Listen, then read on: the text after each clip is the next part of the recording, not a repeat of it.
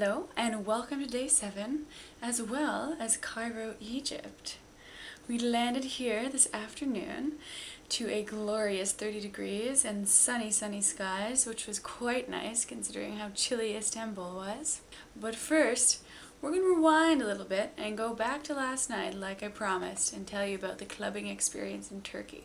We took a cab to the club district under the Galata Tower, and it was gorgeous. There was a huge long street. It was only for people on foot, and then there were just parts where taxis could go through just to pick up people. And then above your heads are these fairy lights, but they'd be like rows and rows and rows of them all the way across, and they kind of went in patterns like this, and there were stars, and sometimes there were Santas with Christmas trees. I guess it was for the winter. The first club we went to was a world music, technically, club. They did play Latin and Turkish music, but there was also covers of songs.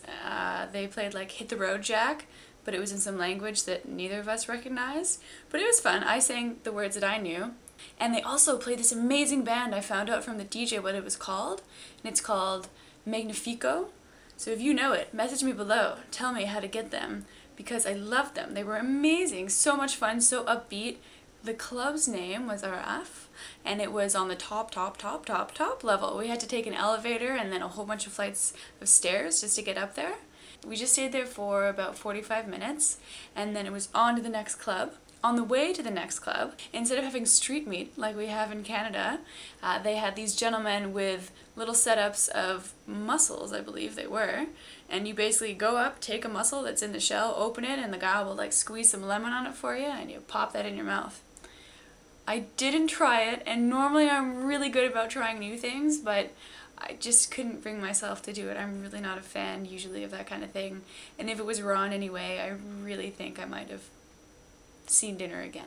The next club was called Quba with a Q, and it was an electronica club. They basically played covers of a whole bunch of North American songs like I Kissed a Girl by Katy Perry, I Know You Want Me by Pitbull, and then they just kind of added a really cool bass track onto it.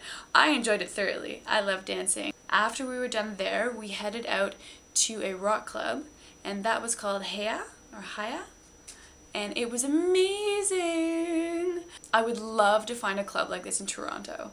It's all live bands all night. The band that we were watching was called Deep, and they were phenomenal. It was a group of 4 guys. 2 of them were father and son, the son being like 15 or 16, so I don't even know how he was really in the club.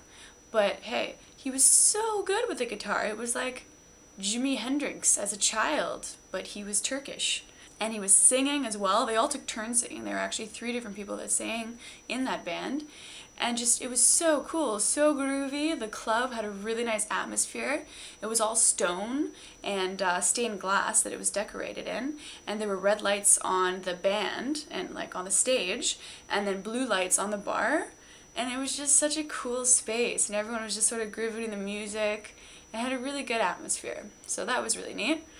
And then after that we walked around a little bit, and then I headed home to fall asleep.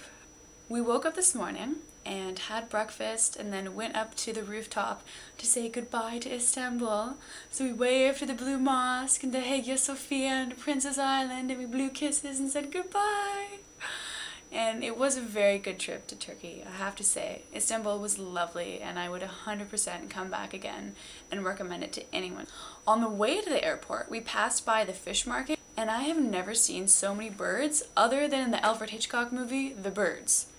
It was insane. It was about maybe half a kilometer, and the entire sky over top of it was just covered with birds circling and circling and circling. It was crazy. Once we were on the flight and they were playing that lovely little safety video for On the Plane, I found it quite humorous. Check this out. This is the character who, you know, shows you how to use everything. He kind of looks like Saddam, and he has like a serious unibrow. And I just found it funny that this is who they chose to like be the spokesperson for Egyptian Air.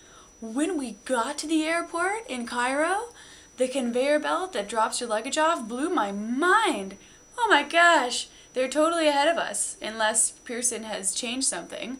But the conveyor belt is a smart conveyor belt, and when the bags are coming off of the first conveyor belt to get to the one that circulates, if a bag is there, instead of bumping into it and it gets all awkward and gets all jammed up, it actually senses that there's a bag there and stops the first conveyor belt until the other bag passes, and then it spits it out right beside it. So you never get that horrible buildup. You never have to like get in there and fix things. So I was very, very impressed, and I am hopeful that Pearson will also do this soon. We then found our driver and headed towards our hotel, and I have a few little funny things to tell you about on the way here. So first of all, not funny, the architecture was very interesting to see. I tried to grab a couple photos of random architecture, statues, murals, anything that we passed. Some of them are good, some of them are definitely not keepers, but here's just a little montage of them. We also noticed very quickly that I'd say 99% of the cars had scratches all over the bumpers and the sides and just everywhere. Dents, you name it, they had it. The traffic here is insane. I thought it was bad in Turkey, and before that I thought it was bad in New York, and got nothing on Cairo. It was insane. The merging, oh my god. I'm someone who's a crazy driver, as they say, kind of. Well, yeah, I'm a crazy driver. If you talk to anyone who loves me and knows me, they think I'm kind of crazy. But even I was like, people don't look, they just start getting over, which happens at home sometimes, but I mean, everybody isn't looking and everybody's merging, and there's 4 lanes, but there's 5 rows of cars, and it got scary. So I'm not surprised that there's scratches everywhere on everyone's cars. Also, we saw 2 funny bumper stickers. I'm sure there were more, but these are the only 2 that we caught. They definitely made us chuckle. Driving through definitely made us feel very, very, very lucky about how we live in Canada and how lucky we were to have been born there. I mean, yes, Egypt has amazing things like the pyramids and whatnot that we're going to get to see, but at the same time, just the poverty and the way of life is just so different. And I just feel so blessed to live where I live and to have grown up the way that I did. Our hotel, Amaranth Pyramids, is very pretty, and it has a lovely pool in the center that's surrounded by rocks and plants, and there's little waterfalls, and there's a swim-up bar, which isn't in use because it is the dead season. Neat that it's there, however. Although it is a very nice looking hotel, I have to say, so far, no one's really been terribly nice. Even the bellhop, he seemed like really, really angry. Like he wanted to spit on us or something. And I don't understand why.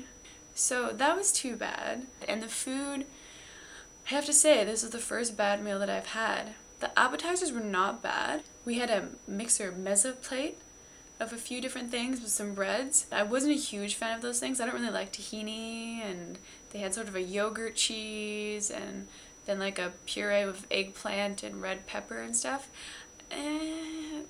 I just don't really like that. If you're into that, I'm sure it would be good.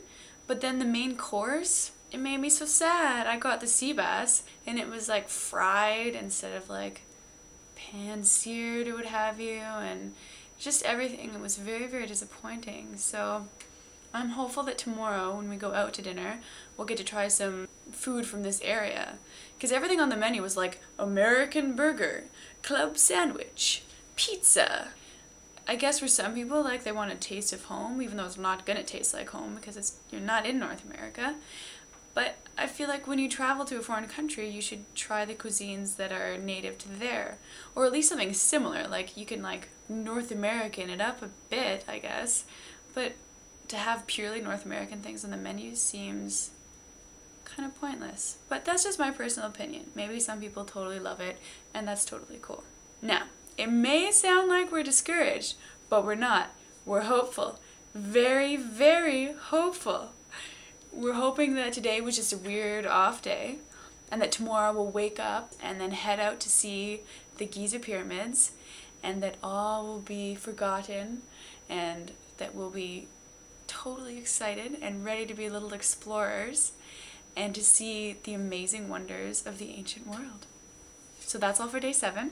And I'll see you guys tomorrow with wonderful pictures of the pyramids.